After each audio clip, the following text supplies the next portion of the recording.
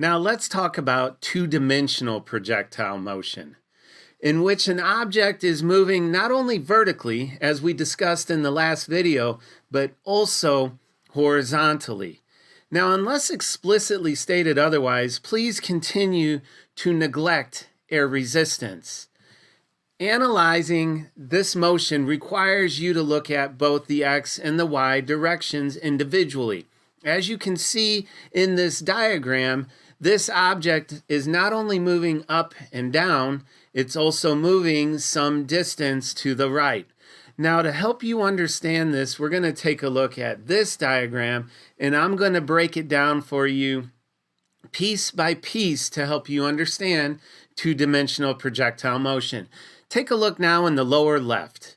Let's look at the vectors here. Well, we have a launch velocity. The hypotenuse here is going to be your resultant vector, and I've used that term throughout this course thus far. The hypotenuse, that's your launch velocity denoted as V0. So we will need to resolve this using trigonometry into the x and y directions. To do so, I want to look at this first segment, and then I'll show you what I'm talking about with the trigonometry. The only acceleration vertical, the only acceleration period for a two-dimensional projectile is negative 10 meters per second per second. There is no other acceleration for a two-dimensional projectile motion because the object is under the sole influence of the force of gravity. In other words, its acceleration is only little g. I will say that half a dozen times in this video. The velocity in the x direction, remember, x, y, we need to look at them separately and then put them together. X and y. In the x, there is no acceleration. So if there's no acceleration, then there's no change in velocity over time, which means velocity is constant for the entire event, and that's difficult for students to understand. I'll continue to explain that throughout this video. One commonality, however, between the vertical and horizontal components for an object in two-dimensional projectile motion is the time, and I'll speak to that here in a minute. So let's look at this scenario. An object is launched with an initial velocity of V0. Again, that's your resultant vector. That's your hypotenuse on this right-angled triangle.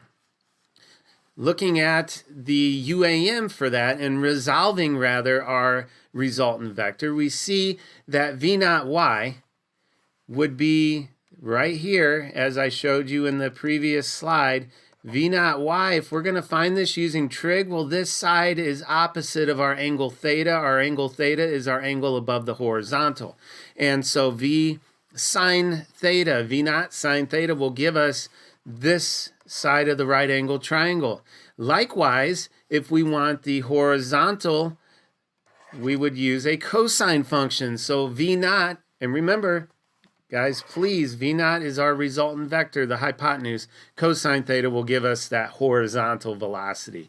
Now, moving on here, I want you to notice the length of these vectors, which indicates the magnitude of the vector quantity. Notice how they change. We see that the horizontal vector didn't change. Guys, I want to tell you, it won't change at all, because the magnitude of the horizontal velocity is constant throughout this entire event. However, the vertical component has changed, hasn't it? We see here that the vertical velocity is decreasing. It's slowing down. Now look, the object is moving upward, but it's decelerating. Its velocity is up, but the acceleration is down because the acceleration is 10 meters per second down, or little g. So we see that vector its magnitude getting smaller, so the length is less than it was in the previous example. So in v naught x, if we're going to look at it, it's constant. Newsflash, it's constant. But it is positive. Now, what does that mean? Well, we're defining to the right as the positive direction. And this object does move from the left to the right, horizontally. Vertically, it goes up, comes down. And we have to find a way to put those two together. Now, here at the top of the trajectory, I want to look at what's occurring here. So we went through this in the last video. At the top of the trajectory in 1D projectile, the object's velocity is 0. The object stops. Is it still accelerating? Yes, it is. The acceleration is always negative 10 meters per second. So at the top of the trajectory, it has reached its maximum height, oftentimes denoted as max height. Good to know and very useful when solving two-dimensional problems. Again, it is still accelerating. It's still under the sole influence of the force of gravity. And again, surprise, surprise, velocity in the horizontal is constant. It doesn't change. It's to the right. So you're going to see this length, i.e. the magnitude of the horizontal velocity, remain constant throughout. Now we're on the other side where the object is falling back down. So if it's falling back down, its magnitude of its velocity vertical is increasing, but it's now in the negative direction. Again, horizontal, constant. I think we're good with that. As we move on to this portion, we see here that the velocity final in the vertical, it is negative because it's moving down, but it's equal in magnitude to the initial launch velocity vertical, which we found using the V0 sign, solving for that vertical component. So it's equal in magnitude, but opposite in direction. Now, many students say, no, the velocity is 0, Mr. Pedersen. Well, you know what, guys? When that object hits the ground, it's no longer in projectile motion. Thus, it's no longer under the sole influence of little g, the force of gravity. It's a different problem altogether we'll discuss later in the unit. We're talking about that instant before the object strikes the earth or lands. We have our horizontal to be constant and to the right. And again, please make sure you don't mess this part up. When it lands, it's not a projectile. So its final velocity is some negative value that is equal in magnitude to the initial launch velocity vertical. Okay? Now, let's look at this again, and we see a couple aspects that I want to point out so you understand. This capital R, that stands for the range. We're going to refer to that basically as the horizontal distance the object flies, its horizontal displacement. We also have the height. Again, I mentioned that. That's the max height of the trajectory where the velocity there would be 0 vertical. Now, let's talk about the vertical displacement.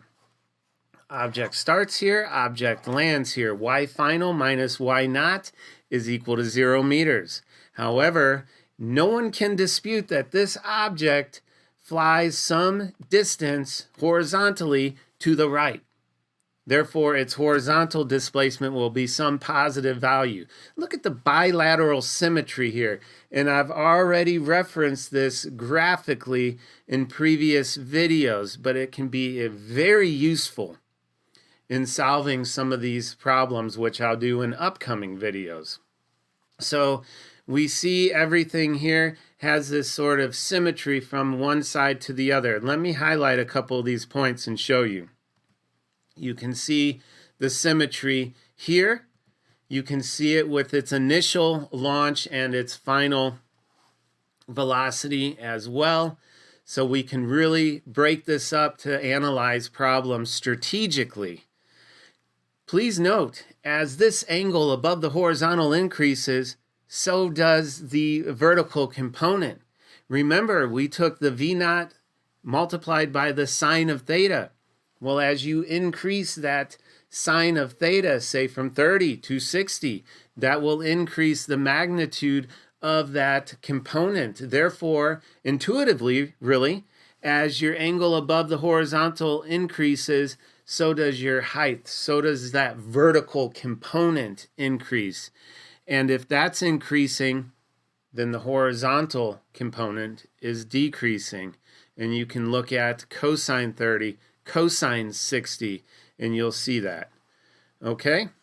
Now, please take a look at this animation. There are a number of items here I want to point out. Foremost, look at the launch angle above the horizontal, 30, 45, and 60 degrees respectively. I want you to also look at the vertical displacement and the horizontal displacement. Just like we saw in the example throughout this video, this object is going up and it's landing at the same vertical position. Therefore, its vertical change in position or vertical displacement is 0, and it's some positive value because this object is indeed flying from the left to the right. Okay? Now, look at V naught for the bottom animation in which it is a 60-degree angle above the horizontal. Doesn't that one go the highest? Doesn't the animation at the bottom of your screen spend the longest time in the air?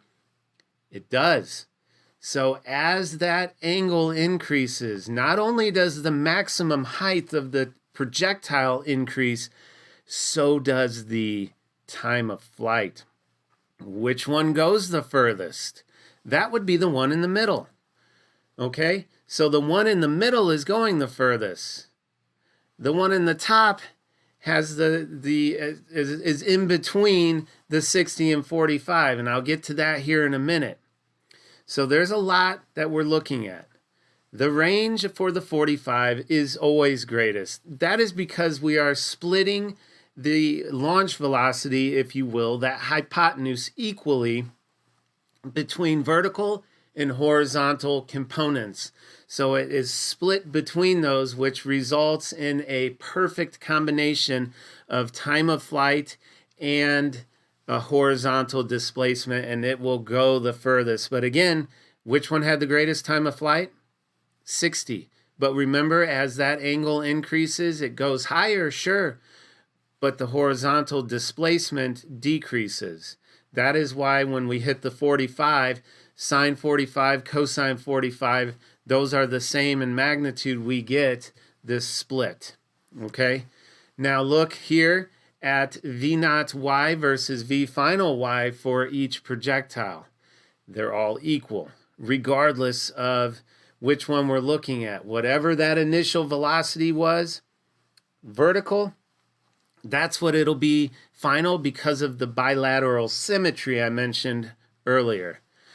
Horizontal velocity is constant for each of these. That remains the same for each of these. Looking at this animation, also look at the magnitude of these vectors. Look at the length of the arrows and how those change, or for the horizontal, how they don't change for any given angle theta. Okay? Let's look at this mathematically. I want to accentuate this last bullet point to ensure students understand. So there is 0 acceleration in the x direction for an object in two-dimensional projectile motion. That equals 0. Therefore, if you look at this one UAM, this whole right portion of the expression goes away, leaving us with this equation, which is the only equation you will use horizontally for an object in two-dimensional projectile motion. Now, I want to look at this graphically before I wrap up this video. Here are the graphs for the vertical position, the vertical velocity, and the vertical acceleration as a function of time. We see the bilateral symmetry. We see it here. slope 0 here, which that doesn't look like a slope 0, but that looks a little bit better, doesn't it? Slope 0 here indicates that it's stopped. Crossing the horizontal time axis indicates that it has stopped where its velocity is 0. Nice symmetry here going on as well to mirror what we saw in the vertical displacement. And of course, little g, that never changes. Even though the object stops for a moment, remember, vectors have both magnitude and direction. So the magnitude of the velocity at the top of the projectile might be 0, or the top of the trajectory might be 0. However, its acceleration is still negative 10 meters per second per second. Now, let's look at what's occurring in the x direction. Remember, x, y, x, y. We have to look at these separately, including when we analyze motion graphically. So what is occurring here? Now, above my head, you can see these three animations. So what is occurring in the x direction? Hopefully you're saying they're all moving some distance to the right. And that velocity to the right is constant. So this should be a constant positive slope, which would vary in magnitude for 30, 45, and 60 degrees respectively, as you can see in the arrows right now on the screen. Regardless, it's a positive constant slope, which means my velocity horizontal never changes. It's some constant positive value. And my acceleration in the horizontal is, of course, 0. In this video, we have now taken our knowledge of one-dimensional projectiles and expanded that now to include a horizontal component. In the next video, I'm going to show you how to do some really cool problems, and I'm going to give you some neat strategies to help you solve two-dimensional problems. I'll see you guys in class.